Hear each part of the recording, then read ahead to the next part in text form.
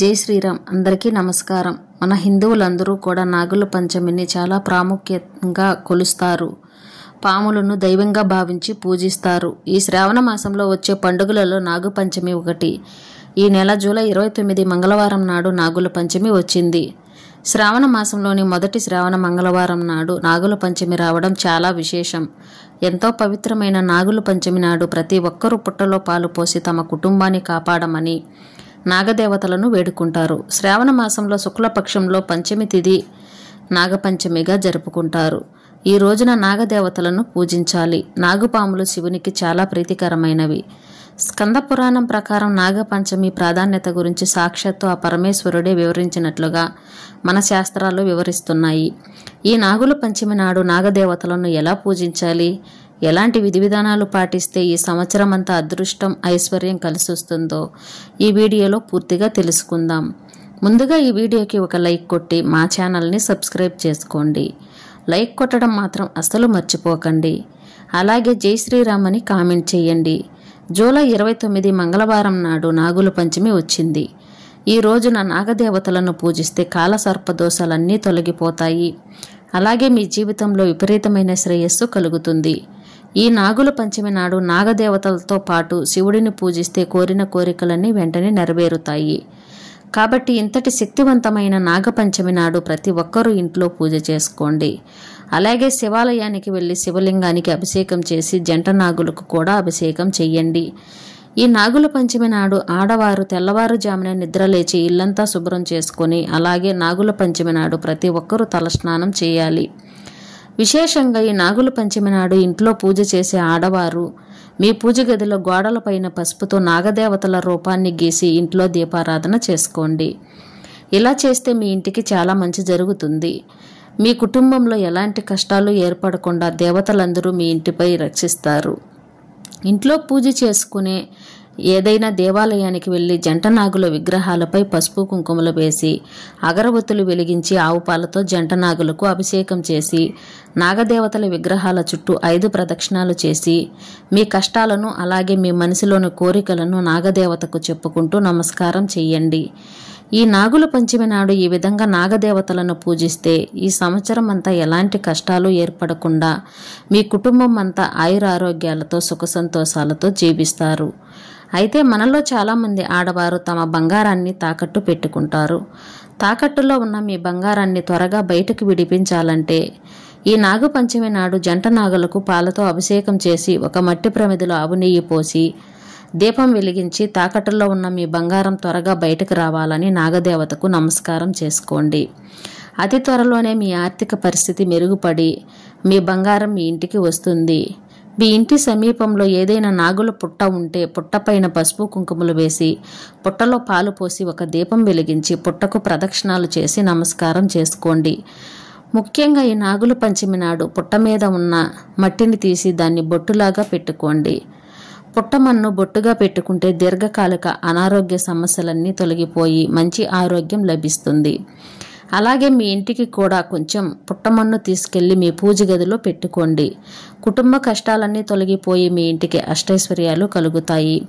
అయితే ఈ నాగుల పంచమి నాడు ప్రతి ఒక్కరూ కొన్ని నియమాలు పాటించాలి.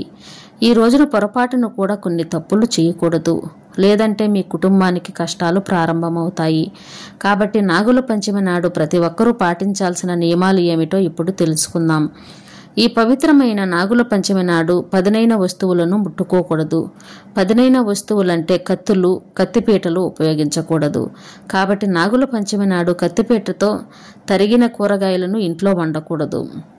ఇంట్లో వంట చేయాలంటే చేతితో విరిసే కూరగాయలు మాత్రమే వండుకోవాలి. ముఖ్యంగా ఈ నాగుల పంచమి నాడు చిక్కుడు కూరను వండుకోవచ్చు. అలాగే కందిపప్పు వండుకోవచ్చు. అలాగే ఈ రోజున ఎట్టి పరిస్థితుల్లోనూ ఇనుప పాత్రల్లో వంట చేయకూడదు. అలాగే ఈ రోజున పొరపాటును కూడా కుట్టు పనులు చేయకూడదు. అంటే సూదితో బట్టలు కుట్టే పనులు, అలాగే భూమిని తవ్వకూడదు. ఎక్కడైనా పాము కనిపిస్తే దాన్ని చంపకూడదు. అలాగే చెట్లను నరకడం కానీ చెట్లు ఆకులను తుంచడం కానీ చేయకూడదు. ఈ నాగుల పంచమి నాడు పెళ్ళైన స్త్రీలు కంటతడి పెట్టకూడదు. ఇంట్లో ఉన్న ప్రతి ఒక్కరూ తెల్లవారుజామునే నిద్ర లేవాలి. అలాగే మధ్యాహ్న సమయంలో నిద్రపోకూడదు. ఈ నాగుల పంచమి నాడు ఒక శక్తివంతమైన మంత్రాన్ని చదివితే కాలసర్ప దోషాలన్నీ తొలగిపోతాయి. మీకు మీ కుటుంబానికి చాలా మంచి జరుగుతుంది. ఆ మంత్రం ఏమిటంటే, ఓం భుజంగేశాయ విద్మహే సర్పరాజయ ధీమహి తన్నో ముక్తి నాగం ప్రచోదయాత్. మన హిందూ మతంలో పాములను చాలా పవిత్రంగా భావిస్తారు. అయితే ఈ నాగుల పంచమి నాడు 12 రకాల నాగులను ఆరాధిస్తే జన్మజన్మల అదృష్టం గురించి విపరీతమైన ఐశ్వర్యం కలిసి వస్తుంది, అదృష్టం కలిసి వస్తుంది. అయితే ప్రస్తుత రోజుల్లో 12 నాగులను పూజించడం వీలు కుదరదు. కాబట్టి ఈ నాగుల పంచమి నాడు ప్రతి ఒక్కరూ 12 నాగదేవతల పేర్లను చదవండి. ఆ పేర్లు ఏమిటంటే అనంత, వాసుకి, శేష, పద్మ, కదల, తక్షక, కాళియ, మణి, భద్ర, శంఖపాల, అశ్వతార, ధృతరాష్ట్ర, శంఖచూడ. ఈ 12 రకాల నాగుల పేర్లను వీలైనంత ఎక్కువగా చదవండి. ఎందుకంటే ఈ 12 మంది నాగుల శక్తికి, జ్ఞానానికి, సిరి సంపదలకు, కుటుంబ రక్షణకు ప్రతికూలంగా నమ్మకం. ఇక ఈరోజు ఉపవాసం ఉంటే చాలా మంచిది. కొన్ని ప్రాంతాల్లో ఈ నాగుల పంచమి నాడు చెరుకు తినడం ఒక ముఖ్యమైన ఆచారం. కాబట్టి మీకు చెరుకు గడ అందుబాటులో ఉంటే చెరుకు తినండి. శ్రావణ మాసంలో వచ్చే మొదటి మంగళవారం నాడు, అంటే శ్రావణ మంగళవారం నాడు నాగుల పంచమి వచ్చింది. అయితే ఈ శ్రావణ మంగళవారం నాడు మంగళగౌరి వ్రతాన్ని చేసుకుంటే చాలా మంచిది. ముఖ్యంగా కొత్తగా పెళ్ళైన ఆడవారు తప్పనిసరిగా ఈ వ్రతాన్ని చేసుకోవాలి. మంగళగౌరి వ్రతాన్ని చేసుకుంటే ఆడవారి సౌభాగ్యం వర్ధిల్లుతుంది. మీ భర్త ఆయురారోగ్యాలతో సుఖ సంతోషాలతో జీవిస్తారు. ఈ నాగుల పంచమి నాడు మీ ఇంట్లో వెన్న కరిగించకూడదు. పంచమి రోజున ఇంట్లో వెన్న కరిగిస్తే మీ ఇంట్లో ఉన్న లక్ష్మీదేవి బయటకు వెళ్ళిపోతుంది.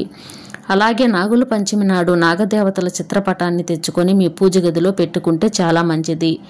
ఈ నాగుల పంచమి రోజున వాసుకి సర్పం శివుడికి తపస్సు చేసి శివుడు మెడలో ఆభరణంగా మారింది. అలాగే ఈ నాగుల పంచమి నాడే శేష సర్పం తపస్సు చేసి విష్ణుమూర్తికి పాన్పుగా మారింది. సుబ్రహ్మణ్య స్వామి కూడా ఈ నాగుల పంచమి రోజునే వివాహం చేసుకున్నాడు.